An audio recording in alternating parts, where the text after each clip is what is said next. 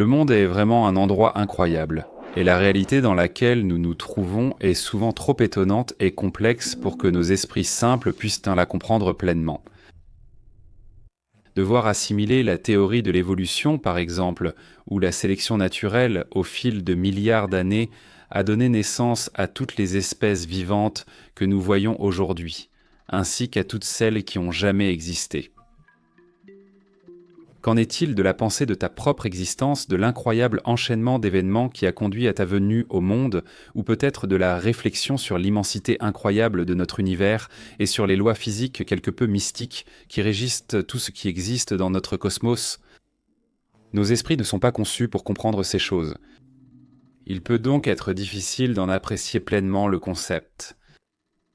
Dans cette vidéo, nous allons essayer et nous commencerons par regarder notre arbre généalogique.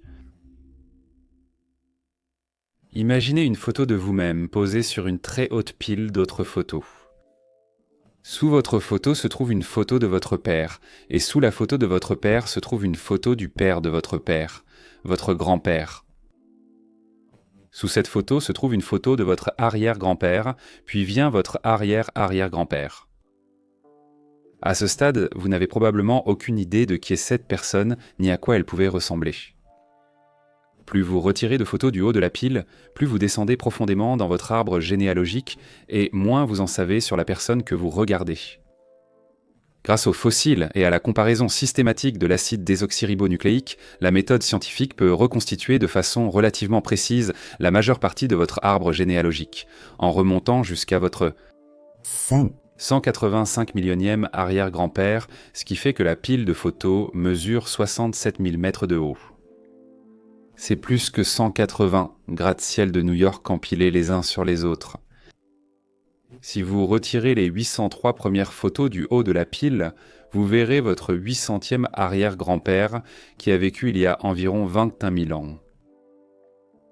La personne que vous regardez serait, tout comme vous, un être humain, un homo sapiens, mais sa façon de vivre était complètement différente de la vôtre, car il était chasseur-cueilleur, vivant chaque jour à chercher de la nourriture et à chasser, subvenant à ses besoins et à ceux de son groupe, qui comprenait très probablement votre 800e arrière-grand-mère. Si vous retirez maintenant suffisamment de photos pour regarder votre 50 millième arrière-grand-père en remontant le temps jusqu'à 1 800 000 ans, vous commencerez à voir une différence notable dans l'apparence. Il aurait une tête plus volumineuse, avec un crâne épais, pas de menton et des arcades sourcilières proéminentes. De plus, son cerveau serait 2 fois plus petit que le vôtre. Il appartiendrait à l'espèce humaine appelée Homo erectus, une espèce qui a parcouru la planète pendant au moins 1,5 million d'années, ce qui en fait de loin le plus grand survivant de tous les parents humains. Si vous remontez encore plus loin jusqu'à votre 250 millième arrière-grand-père, vivant il y a environ 6 millions d'années, vous verrez l'image d'un singe proche d'un chimpanzé, mais pas tout à fait. Ce sont les ancêtres que nous partageons avec les chimpanzés. Vous continuez à retirer des images du haut de la pile et vous arrivez maintenant à la photo de votre 1 500 millième arrière-grand-père, vivant il y a environ 25 millions d'années. Ici, vous regarderez une photo de ce que nous pourrions appeler un singe. Mais ce n'est pas tout à fait comme un singe actuel. Il a cependant toujours une queue, et des traces de cette même queue peuvent être trouvées sur votre corps, là où la queue se trouvait autrefois, juste au bout de votre colonne vertébrale. Là se trouve votre coccyx, qui est maintenant inutile puisque nous, les humains, n'avons pas de queue. C'est cependant l'un des éléments de preuve très intéressants pour la théorie de l'évolution que nous pouvons observer directement sur notre propre corps. D'accord, revenons à la pile de photos. Vous retirez maintenant suffisamment de photos pour regarder votre 7 millionième arrière-grand-père, qui vivait il y a environ 63 millions d'années. Votre 7 millionième arrière-grand-père ressemble un peu à un lémurien ou à un galago. Si vous retirez un gros paquet de photos jusqu'à celle de votre 175 millionième arrière-grand-père, qui vivait il y a environ 340 millions d'années, vous verrez une image qui ressemble à un triton. L'espèce que vous regardez est finalement devenue l'ancêtre commun de tous les tritons et grenouilles. Vous arrivez maintenant à la fin de la pile de photos et vous regardez la dernière photo, qui est celle de votre 185 millionième arrière-grand-père, qui vivait il y a environ 417 millions d'années. À ce stade, vous regardez la photo d'un poisson. C'est exact, votre 185 millionième arrière-grand-père était un poisson, et votre 185 millionième arrière-grand-mère aussi. En réalité, la pile de photos devrait être bien plus haute que 220 000 pieds. Mais au-delà de votre 185 millionième arrière-grand-père, nos connaissances commencent simplement à s'estomper, car nous ne sommes plus capables de trouver des fossiles. Mais il est un fait indiscutable que nous sommes tous cousins. Nous savons que, avec suffisamment de générations, des ancêtres ressemblant à des tritons peuvent se transformer en descendants ressemblant à des grenouilles. Avec encore plus de générations, des ancêtres ressemblant à des poissons peuvent se transformer en descendants ressemblant à des singes.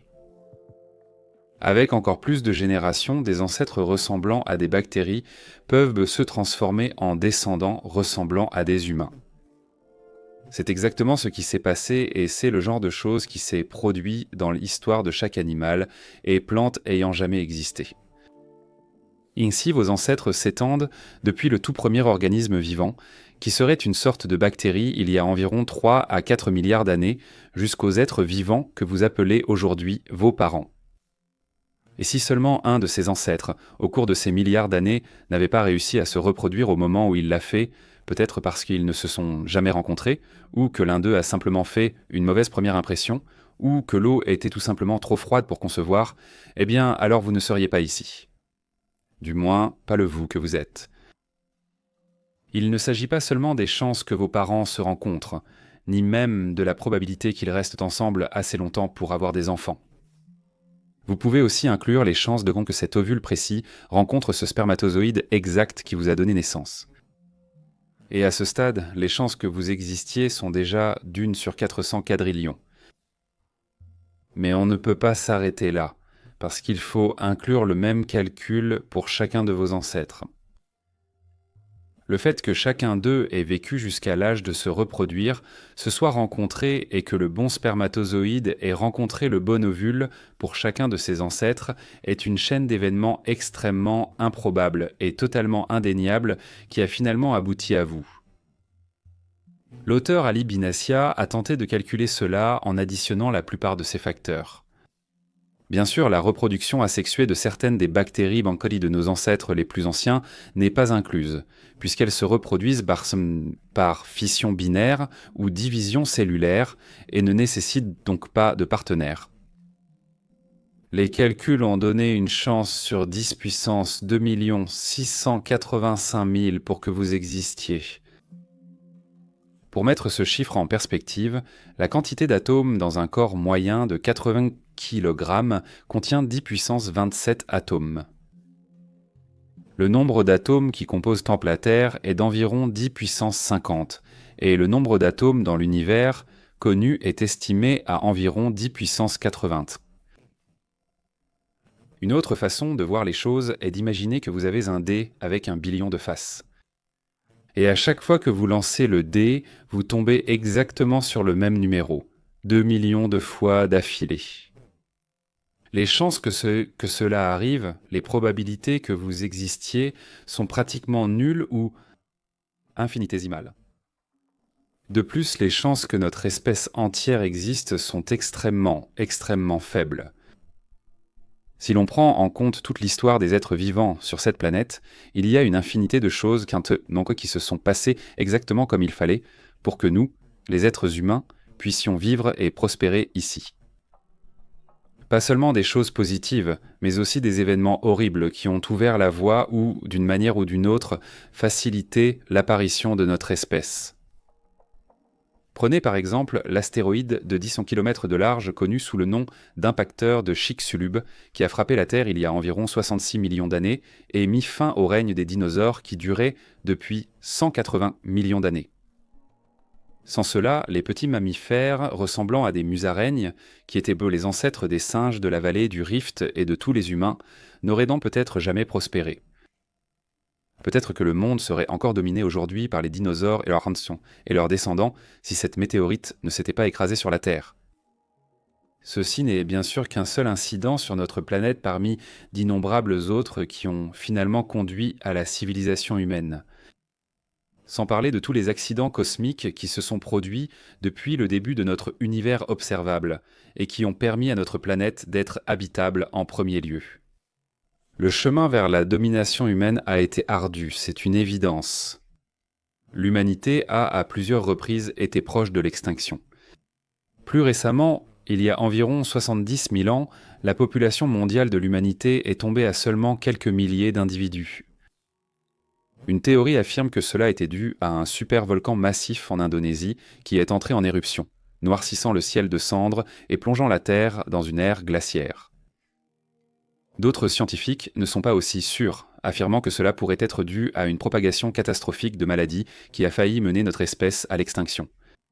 Quelle qu'en soit la cause, si ce n'était pas pour quelques milliers de nos ancêtres qui ont survécu il y a 70 000 ans, aucun de nous ne serait ici aujourd'hui. Et encore une fois, ce n'est qu'un exemple parmi une poignée que nous connaissons où les humains ont failli disparaître. Et pourtant, nous sommes là, et vous êtes là, en train de regarder cette vidéo sur un immense globe tournant qui orbite autour d'une étoile brûlante insignifiante, et ce, depuis 4,5 milliards d'années, à l'intérieur d'une galaxie, la Voie lactée, qui contient plus de 100 milliards d'autres étoiles. Et la Voie lactée n'est qu'une galaxie parmi plus de 170 milliards d'autres galaxies que nous connaissons.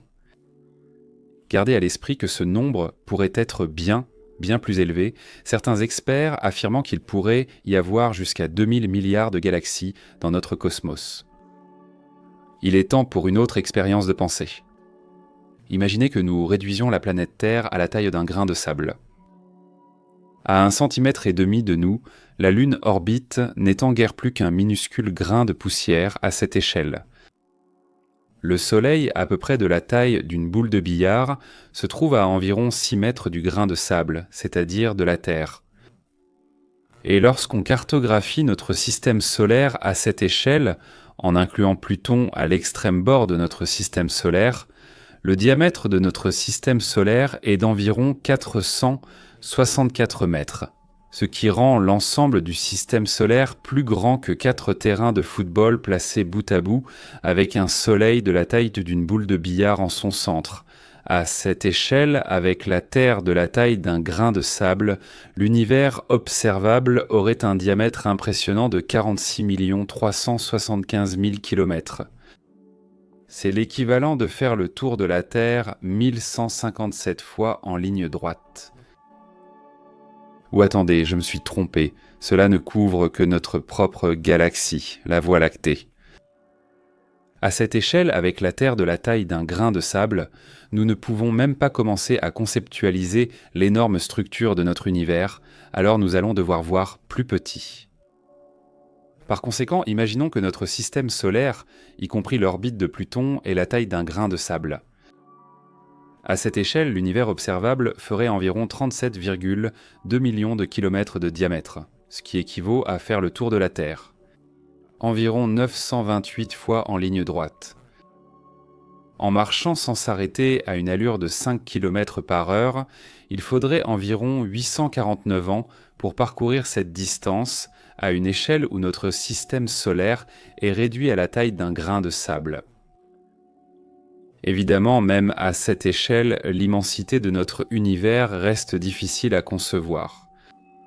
Alors réduisons encore une dernière fois. Cette fois, imaginons que notre galaxie, la Voie lactée, soit réduite à la taille d'un grain de sable. À cette échelle, l'univers observable ferait environ 372 mètres de large, soit la taille de l'Empire State Building, et notre galaxie ne serait qu'un grain de sable à l'intérieur de cet immense bâtiment en expansion. À cette échelle, la lumière devrait voyager 2 500 000 ans rien que pour parcourir 1 centimètre de rayon, atteignant ainsi notre galaxie voisine la plus proche, Andromède. D'accord, maintenant que nous avons établi que l'univers observable est un endroit plutôt vaste, nous pouvons commencer à aborder certaines des lois physiques qui le régissent. Les constantes physiques fondamentales, telles que la vitesse de la lumière dans le vide, la constante gravitationnelle, la constante électrique, les constantes de Planck concernant la mécanique quantique, et la charge élémentaire sont toutes considérées comme quelque peu improbables. Si les valeurs de l'un de ces trois paramètres dans les théories physiques contemporaines avaient différé ne serait-ce que légèrement de celles observées, l'évolution de l'univers se serait déroulée de manière très différente et la vie telle que nous la connaissons n'aurait peut-être pas été possible. Les lois physiques de temps de notre univers sont donc exactement optimales pour permettre à la vie de prospérer. C'est bien sûr assez évident, car comment pourrions-nous en parler si ce n'était pas le cas ? Remarquablement, si l'une de ces lois avait été légèrement différente pour une raison quelconque, la vie telle que nous la connaissons, voire la vie tout court, n'aurait peut-être jamais été possible. Un univers complètement froid et mort. Le physicien Paul Davies a soutenu que la conclusion n'est pas tant que l'univers est réglé avec précision pour la vie, mais plutôt qu'il est réglé avec précision pour les éléments de base et les environnements dont la vie a besoin. L'argument selon lequel les constantes physiques fondamentales sont exactement optimales pour les éléments de base et les environnements dont la vie a besoin est un problème qui donne naissance à un certain nombre de théories. L'une de ces théories est que l'univers et les lois physiques qui le régissent sont conçus.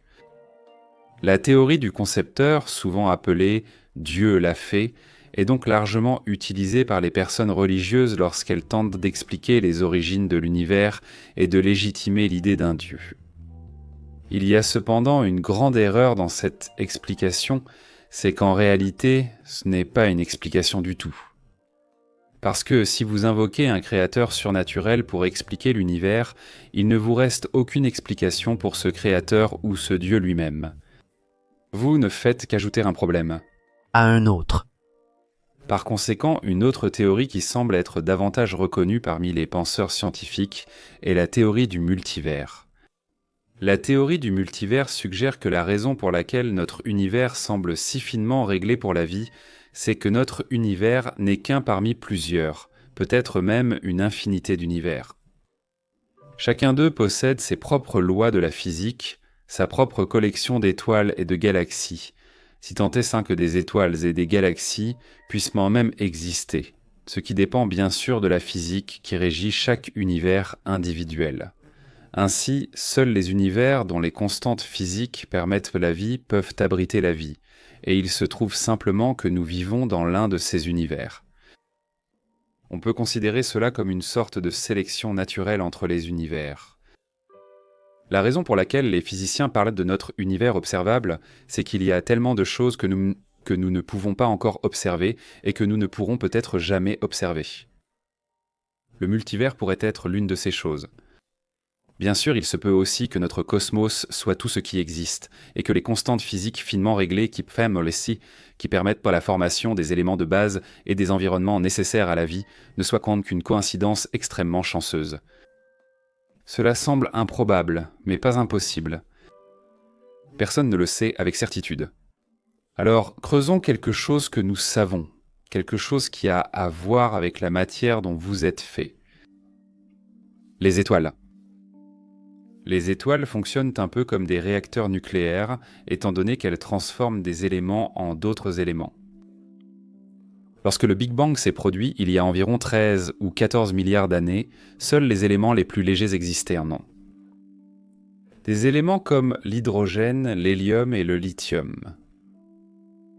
Lorsque la première génération d'étoiles s'est formée, elles se sont alors constituées en amas de gaz, qui se sont rassemblés et ont fini par commencer à brûler. Cette première génération d'étoiles a produit les tout premiers éléments lourds de notre cosmos grâce aux réactions nucléaires qui se produisent à l'intérieur du noyau des étoiles. Ce processus s'appelle la nucléosynthèse, et c'est un processus qui se poursuit jusqu'à ce que l'étoile finisse par manquer de carburant.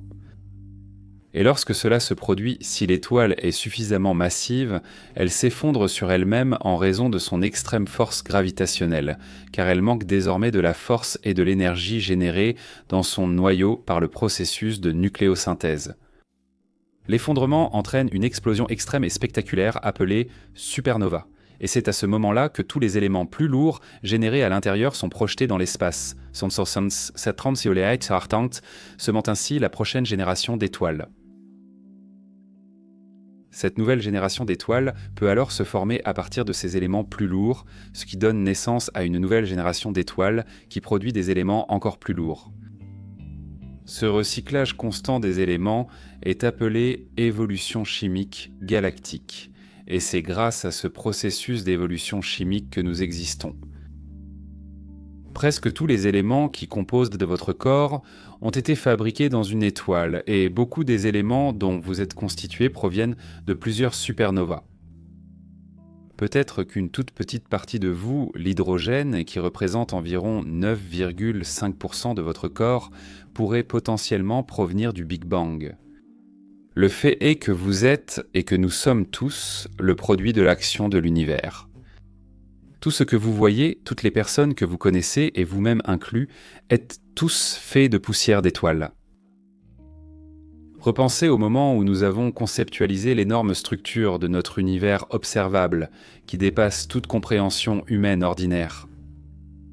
Toutes les lois physiques, mystiques qui le régissent. Comme tout cela semble incroyable. Eh bien, toi aussi, et nous tous également. Nous sommes entièrement faits de la même matière que l'univers. Par conséquent, nous sommes l'univers. L'astronome Carl Sagan a dit un jour de façon célèbre « Le cosmos est en nous.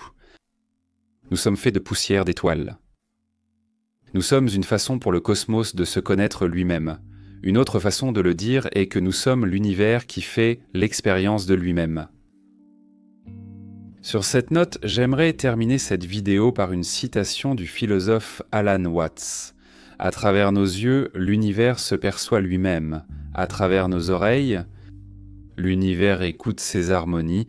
Nous sommes le témoin par lequel l'univers prend conscience de sa gloire, de sa magnificence. » Merci d'avoir regardé, j'espère que vous avez aimé cette vidéo. Dans les commentaires, dites-moi quel chapitre vous a le plus captivé. Si vous souhaitez en voir plus, assurez-vous de vous abonner et de mettre un pouce bleu à la vidéo. On se retrouve dans la prochaine vidéo.